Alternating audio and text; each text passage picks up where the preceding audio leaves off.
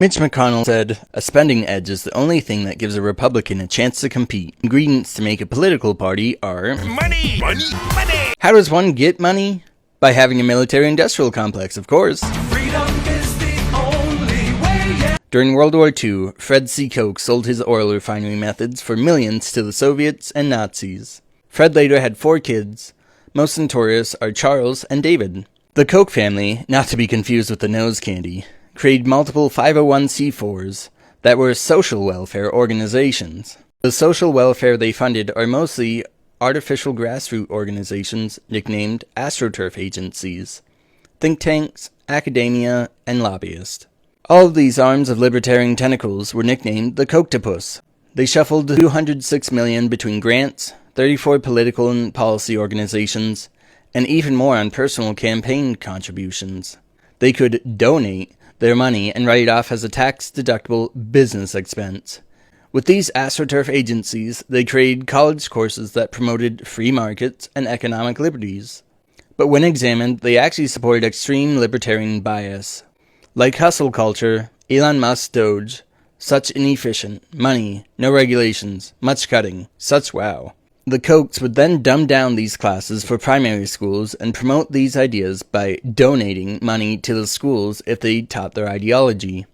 Mixing business with charity, they went for the long con, like many religious institutes and the Red Cross. During Ronald Reagan's running, $11 million was spent on his campaign, which was unheard of at the time.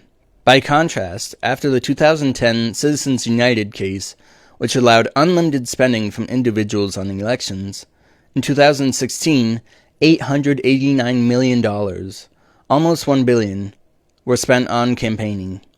Imagine what you could do with that type of money. You could probably buy an election.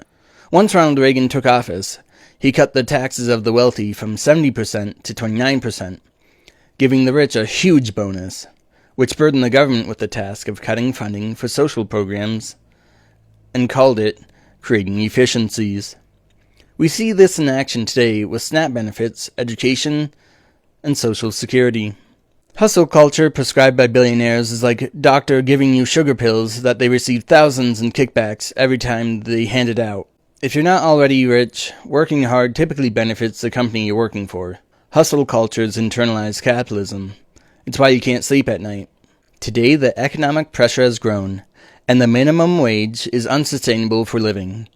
The rich have money for a White House ballroom with our taxes, and 40 million American citizens are on SNAP benefits. The village disappears. Yeah. And what you have to do is you have to buy the village back. The slow push of hyper-individualism has stopped the collective action of unions, forming and negotiating better working environments for employees, benefits, and better pay. Apes together, strong.